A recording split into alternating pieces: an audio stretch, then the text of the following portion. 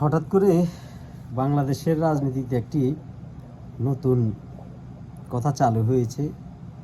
PR পদ্ধতিতে নির্বাচন ব্যবস্থা চায়।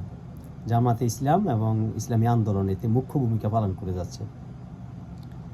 বলা যায় ইসলামিক শক্তিগুলো এই দাবিটি করছে। একটি বৃহত্তর কারণও আছে, তারা চাচ্ছে হয়তো আগামী নির্বাচনে তারা সংখ্যা অনুপাতিক হারে যদি অনেক বেশি ভোট পায় তাহলে তারা মোটামুটি বেশ কিছু সংসদ সদস্য পাবে।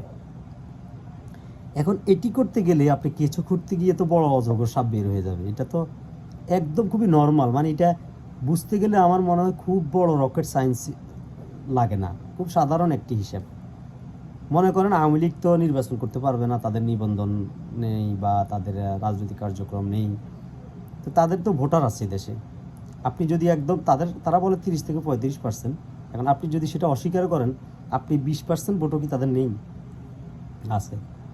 এখন এই 20% ভোটাররা কোথা কী করবে? এরা সবাই কী করবে? ওই যে 15-16 বছর আওয়ামী লীগের ফ্যাসিবাদের সবচেয়ে বড় দোষর ছিল যে জাতীয় পার্টি এরশাদের নাঙ্গলে সবাই ভোট মারবে। তখন নাঙ্গলেরও তো একটা, মনে করেন পিআর পদ্ধতিতে গেলে তাদেরও তো কিছু ভোট আছে, তাদের ভোটের সাথে আওয়ামী লীগের ভোট মিলিয়ে ধরলাম সব মিলিয়ে তারা 25% ভোট পেল। এখন 25% ভোটের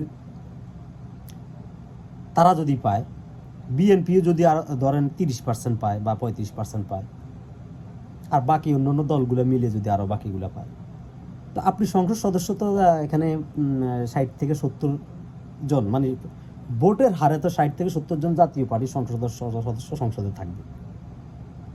এরা এই যে আওয়ামী লীগের ভোটের কারণে তখন যাবেন কোথায়?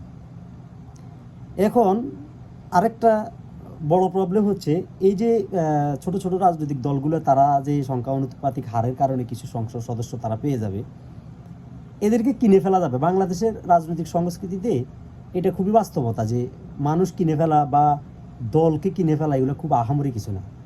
এটা আপনি জামায়াত ইসলাম বলেন আর ইসলামী আন্দোলন বলেন, এদেরকে এক একটা আসনের জন্য আওয়ামী লীগ যদি বিদেশ থেকে অফার করে, তাদের কাছে তো শত শত হাজার হাজার কোটি টাকা আছে, তারা যদি এক একটা সংসদ সদস্যকে বলে আমি তোমাকে 100 কোটি টাকা দিব, তুমি তোমার সংসদ সদস্য এটা মানে আমাদের সাথে থাকবে, তখন ওই যে পাকিস্তানে যেমন ইমরান খানের বিরুদ্ধে সংসদ সদস্যরা একজোট হয়ে তার সরকার ফেলে দিয়েছিল, সেভাবে বিএনপিকে ফেলে দিবে।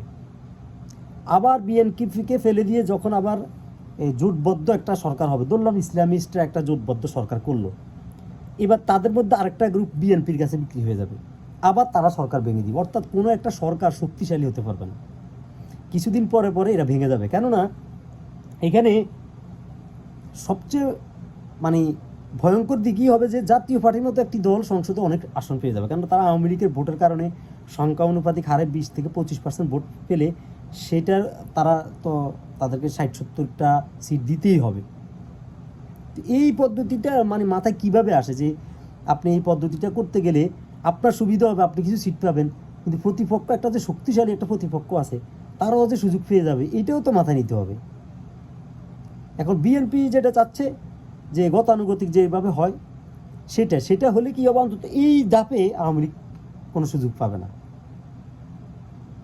না হলে কি হবে, সংসদ সদস্যরা টাকার বিনিময়ে বিক্রি হয়ে ওই গ্রুপে চলে যাবে, ওই গ্রুপে চলে যাবে।